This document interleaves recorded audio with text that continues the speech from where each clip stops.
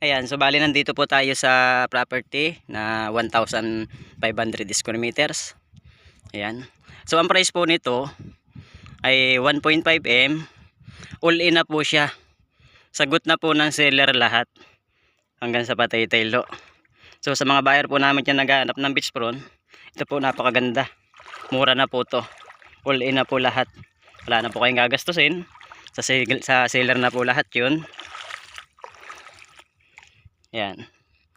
So may mga karatig naman na po kayo na resort. Ayun. Pino naman ang buhangin. Dito mayroong part na may mga bato. Pero totally hindi siya putik talaga. Yan, abot naman din yung tubig. Low tide lang siya ngayon. Ayan. Ito po ay sa Narciso.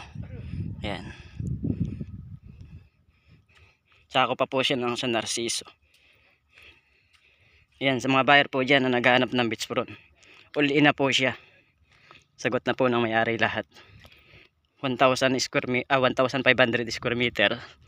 So 1.5 M.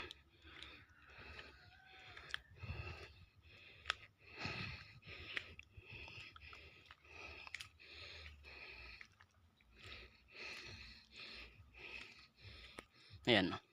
Yan na yung may bahay. So kasama yung bahay na yan. So finish naman na ang loob niya. Dito na lang sa part na to. Palitadahan pa. Pero may linya na rin ng kuryente. Frontage natin wari ko mga 20 meters. May bakod naman na yan. Oh. Ayun, abot dun. So meron tayo makukuha ng buko. Ito.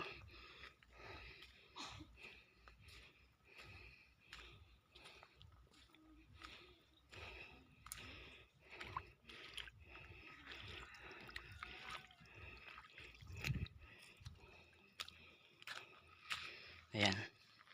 Ito na. Meron tayong buko. Ayan, ang daming bunga. White siya naman siya. Ayan. So mamaya po kuha po tayo ng video palabas ng Provincial Highway. Para makita rin po ninyo yung daan palabas. May part siya na dito. Yung pong ating right to way. Bali 6 meters po yan. So pasok naman po ang sakyan ngayon. Ayan. Wala namang problema sa right to way. Sagot na rin po ng seller.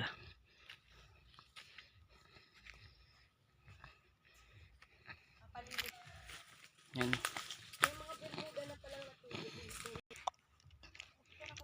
Okay kayo, okay na. Ano, karatig natin. Yan, nabili na rin yung karatig na yan.